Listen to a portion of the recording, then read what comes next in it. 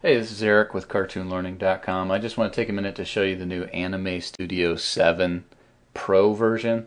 It came out, I think, a couple days ago, and I bought it right away. And I gotta say, it's been pretty easy to use so far. Everything's been really intuitive. I'm going to show you specifically the physics engine today.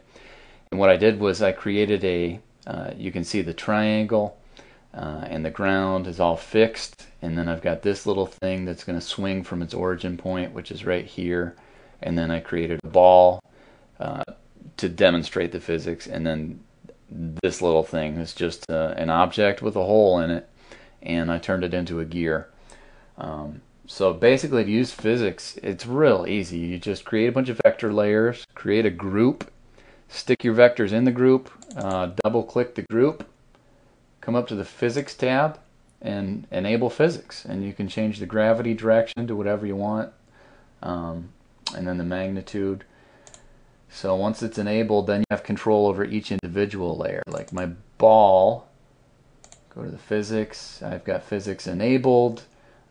It's a moving object, it doesn't start asleep, it doesn't pivot, it's not a motor, and it doesn't have a force field. So whereas my gear, on the other hand, I've enabled physics, and I've checked the box for pivot on origin, and then if this was checked, it would actually swing from its pivot. Because I checked enable motor, it's going to act like a motor, and I'll show you how easy it is. All you do is you take your like the ball object, stick it inside of the thing, and then click play, and you can see it spinning, and that's as easy as it is. My origin point's in the center. If I were to move it over here, the thing would just move in a great big circle like this. And I won't demonstrate that. Alright, now if I take the ball, oops, let me go back to frame 1, take the ball and I move it outside of the thing and hit play, you can see it falls and then follows natural physics for that. My rope looking object, let's check physics, pivot on origin. I'm not sure what happens if it's non-moving. Nothing. Okay. Rope. Physics. It's moving. Pivot on origin. Okay. Back to the beginning. Oh, I changed the origin. That's what's wrong. Okay. Rope. I'm going to change the origin point to right here. And now I'm going to replay this scene and show you what happens. It'll act as a pendulum